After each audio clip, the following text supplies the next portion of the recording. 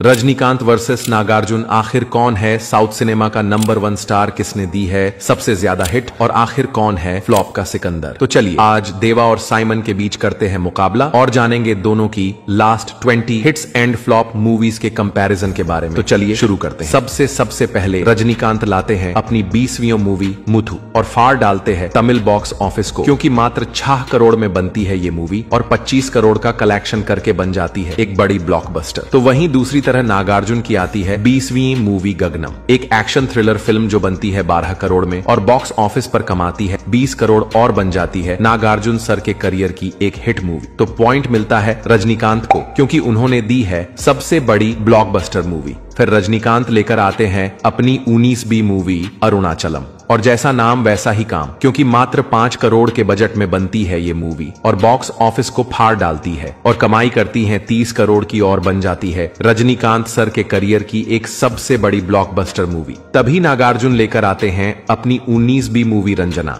जो box office पर घुटने टेक देती है, क्योंकि 25 करोड़ के बजट में बनकर 30 करोड़ ही कमा पाती है और बन जाती एक फ्लॉप मूवी। तो पॉइंट रजनीकांत सर को ही मिलता। और फिर रजनीकांत की आती है 18वीं मूवी पदयप्पा, एक एक्शन ड्रामा फिल्म जिसमें रजनीकांत के स्वैग और स्टाइल की थी सबसे जमकर तारीफ और मात्र 5 करोड़ में बनकर मूवी उड़ा देती है बॉक्स ऑफिस के फ्यूज, क्योंकि कमाती 55 करोड़ और बन जाती है साल की सबसे बड़ी ब्लॉकबस्टर और रजनीकांत को बना देती है स्टार से सुपरस्टार। तो वहीं नागार्जुन की आती है 18वीं मूवी शिरडी साई, एक मेलोड्रामा फिल्म जो बनती है मात्र 5 करोड़ में और 2 करोड़ कमाकर बन जाती सबसे बड़ी डिसास्टर और नागार्जुन को कर देती है निराश। तो पॉइंट मिलता है रजनीकांत को, क्योंकि उन्होंने दी सबसे बड़ी ब्लॉकबस्टर मूवी। और फिर रजनीकांत लाते हैं अपनी 17वीं मूवी बुलंदी, अनिल कपूर के साथ मिलकर करने की सोचते हैं बॉलीवुड में बड़ा धमाका और मूवी को बनाते हैं 7 करोड़ में, लेकिन मूवी सिर्फ 10 करोड़ कमाकर बन जाती है फ्लॉप। कि तभी नागार्जुन लाते हैं अपनी 17वीं मूवी डनरुकम, एक चमत्कारी शक्तियों की एक्शन ड्रामा फिल्म जो बनती है पूरे 35 करोड़ में कमाती है 50 करोड़ और बन जाती एक एवरेज फिल्म। तो एक पॉइंट जाता है नागार्जुन को, क्योंकि रजनीकांत ने दे डाली इस बार फ्लॉप। लेकिन फिर रजनीकांत लेकर आते हैं अपनी 16वीं मूवी बाबा और सोचते इस बार मारूंगा। बॉक्स ऑफिस पर चौंका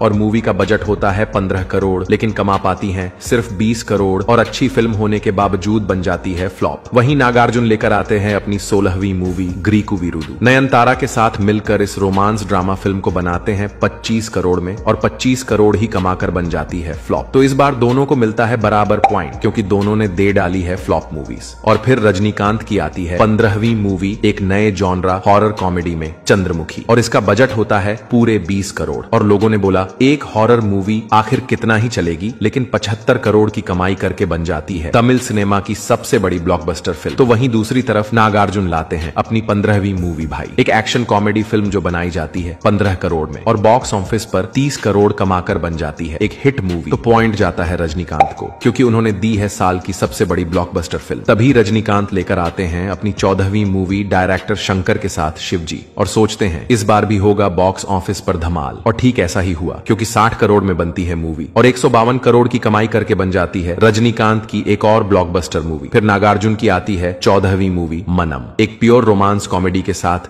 जिसका बजट होता है 30 करोड़ में और बॉक्स ऑफिस पर कमाती है 70 करोड़ और बन जाती है नागार्जुन के करियर की एक ब्लॉकबस्टर फिल्म।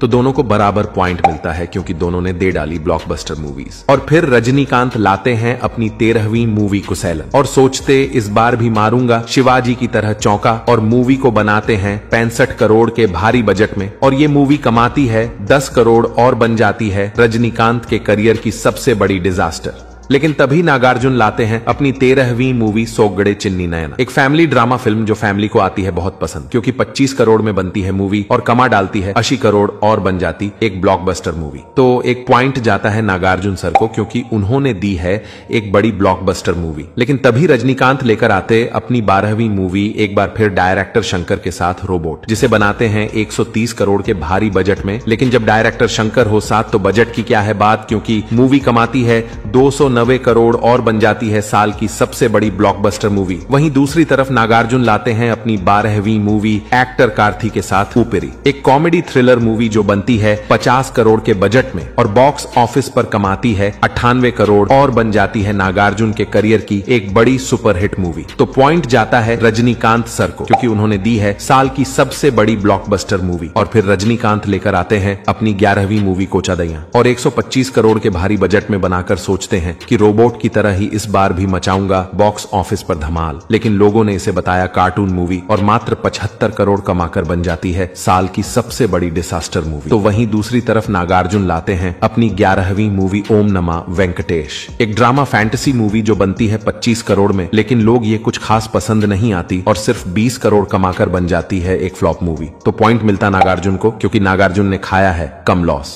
तो फिर रजनीकांत की आती है 10वीं मूवी लिंगा, जिसको बनाने में लगाए जाते हैं पूरे 100 करोड़ और लोगों को मूवी थोड़ी कम पसंद आती है, क्योंकि ये 155 करोड़ कमाकर रह जाती है एक एवरेज मूवी। तो वहीं नागार्जुन भी लाते हैं अपनी 10वीं मूवी राजू गाड़ी गढ़ी 2, एक हॉरर कॉमेडी फिल्म जिसको बनाने में लगते हैं 25 करोड़ और मूवी सिर्फ 35 करोड़ कमाती है और बन जाती एक एवरेज मूवी। तो दोनों स्टार को बराबर पॉइंट मिलता है, क्योंकि दोनों रह गए इस बार एवरेज। लेकिन फिर तभी रजनीकांत लेकर आते हैं अपनी 9वीं मूवी कबाली, एक एक्शन थ्रिलर फिल्म जिसमें रजनीकांत के एटीट्यूड और स्वैग को दिया सबने अपना प्यार और 100 करोड़ में बनकर मूवी उड़ा डालती है। बॉक्स ऑफिस के फ्यूज और 290 करोड़ कमाकर हो जाती है रजनीकांत की सबसे बड़ी ब्लॉकबस्टर मूवीज में से एक। वहीं फिर नागार्जुन लेकर आते हैं अपनी 9वीं मूवी ऑफिसर, जो कि होती एक प्योर एक्शन थ्रिलर फिल्म, लेकिन लोगों को नहीं आती ये मूवी पसंद, क्योंकि मात्र 16 करोड़ में बनकर कमा पाती है सिर्फ 6 करोड़ और बन जाती है सबसे बड़ी डिसास्टर। तो पॉइंट मिलता रजनीकांत सर को, क्योंकि उन्होंने दी है साल की सबसे बड़ी ब्लॉकबस्टर मूवी। और फिर रजनीकांत लाते हैं अपनी 8वीं मूवी काला। बॉलीवुड एक्टर नाना पाटेकर के साथ मिलकर इस एक्शन थ्रिलर मूवी को 140 करोड़ के बजट में बनाया जाता है, लेकिन बॉक्स ऑफिस पर हो जाती है इसकी हवा टाइट, क्योंकि 160 करोड़ कमाकर हो जाती है फ्लॉप। तो वहीं दूसरे तरह नागार्जुन लेकर आते हैं अपनी 8वीं मूवी देवदास, एक एक्शन कॉमेडी फिल्म जो बॉक्स ऑफिस पर औंधे मुंह गिरती है, क्योंकि 40 करोड़ के बजट में बनकर कमाती है सिर्फ 48 करोड़ और बन जाती है फ्लॉप। तो यहाँ दोनों को मिलता है बराबर पॉइंट, क्योंकि दोनों ने दे डाली है इस फ्लॉप। और फिर रजनीकांत की आती है 7वीं मूवी, एक बार फिर डायरेक्टर शंकर के साथ रोबोट का दूसरा पार्ट 2.0, जो बजट के मामले में सबको छोड़ती है पीछे, क्योंकि इसका बजट होता है 400 करोड़ और मूवी कमाती है 600 करोड़ और बनती है सिर्फ एक हिट मूवी। तो वहीं फिर नागार्जुन की आती है 7वीं मूवी वाइल्ड डॉग, एक और नागार्जुन की एक्शन थ्रिलर फिल्म जो बनती है 25 करोड़ के बजट में, लेकिन बॉक्स ऑफिस पर इसका हो जाती है पोपट और मात्र 8 करोड़ कमाकर बन जाती है साल की सबसे बड़ी डिजास्टर। तो यहाँ पॉइंट जाता है रजनीकांत सर को। और फिर रजनीकांत लेकर आते हैं अपनी 6ठी मूवी डायरेक्टर कार्तिक सुबराज के साथ पेट्टा, नवाजुद्दीन और विजय सेतुपति के साथ करते हैं बड़ा धमाल और मूवी को बनाते हैं 160 करोड़ में और मूवी 230 करोड़ कमाकर बन जाती है हिट। कि तभी नागार्जुन भी लाते थे अपनी 6ठी मूवी मन मधुडु 2, एक कॉमेडी रोमांस मूवी जो लोगों नहीं आती है पसंद, क्योंकि 50 करोड़ के बजट में बनकर भी कमाती सिर्फ 10 करोड़ और बन जाती है सबसे बड़ी डिजास्टर। तो पॉइंट जाता है रजनीकांत सर को। और रजनीकांत सर लाते हैं अपनी 5वीं मूवी डायरेक्टर AR मुरुगदास और बॉलीवुड के अन्ना सुनील शेट्टी के साथ दरबार, जिसको बनाने में लगते हैं 200 करोड़,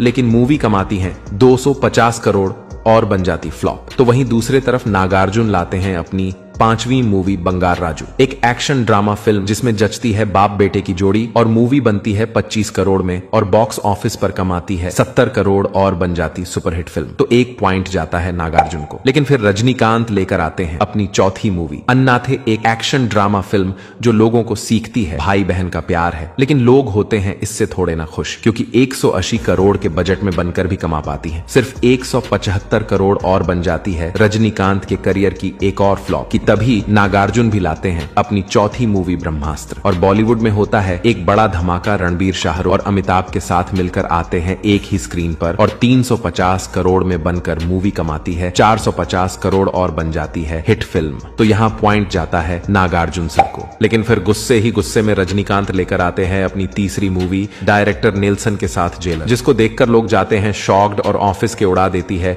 ये सारे रिकॉर्ड, क्योंकि 200 करोड़ के बजट में बनकर कमाती है 600 615 करोड़ और बन जाती है रजनीकांत सर के करियर की सबसे बड़ी ब्लॉकबस्टर फिल्म। और वहीं दूसरी तरफ नागार्जुन लाते हैं अपनी तीसरी मूवी द गोस्ट, एक प्योर एक्शन थ्रिलर फिल्म जो बनती है 30 करोड़ के बजट में और कमाती है सिर्फ 10 करोड़ और बन जाती है एक डिसास्टर मूवी। तो पॉइंट जाता रजनीकांत सर को, क्योंकि जेलर का जादू आज भी है वैसा। और रजनीकांत होते हैं खुश और लाते हैं अपनी दूसरी मूवी लाल सलाम, एक स्पोर्ट एक्शन मूवी जिसमें छोटे से रोल के लिए हो जाते हैं रजनीकांत बदनाम, क्योंकि 80 करोड़ के बजट में बनकर मूवी कमाती है सिर्फ 35 करोड़ और बन जाती है साल की सबसे बड़ी डिसास्टर मूवी की। तभी नागार्जुन भी लाते हैं अपनी दूसरी मूवी ना सामीरंगा, एक एक्शन थ्रिलर मूवी जिसमें दिखाते हैं वो अपना स्वैग, लेकिन मूवी का हो जाता है पोपट, क्योंकि 45 करोड़ के बजट में बनकर कमाती है 35 करोड़ और बन जाती है डिसास्टर मूवी। तो यहाँ दोनों को मिलता है पॉइंट, क्योंकि दोनों ने दे डाली है इस बार डिसास्टर। और फिर रजनीकांत लेकर आते हैं अपनी पहली मूवी वेट्टयान और अमिताभ बच्चन के साथ मिलकर करने की सोचते हैं धमाल, लेकिन 300 करोड़ के बजट में बनकर भी मूवी कमा पाती है 260 करोड़ और बन जाती है फ्लॉप। तो वहीं दूसरी तरफ नागार्जुन भी लाते हैं अपनी पहली मूवी एक्टर धनुष के साथ कुबेरा, जिसको बनाते हैं 120 करोड़ के बजट में, लेकिन मूवी कुछ खास कमाल नहीं कर पाती और कमाती है सिर्फ 135 करोड़ और बन जाती है फ्लॉप। तो यहाँ भी मिलता है दोनों को बराबर पॉइंट, क्योंकि दोनों ने दी है फ्लॉप मूवीज। तो दोस्तों यही था रजनीकांत और नागार्जुन की last 20 hits and flop movies का वॉर। वैसे अब आप बताओ यहाँ कौन है विनर और कौन है लूजर? इन दोनों में कौन है आपका फेवरेट और अगला कंपैरिजन किन दो सुपरस्टार के बीच चाहिए? कमेंट में जरूर से बताकर जाना।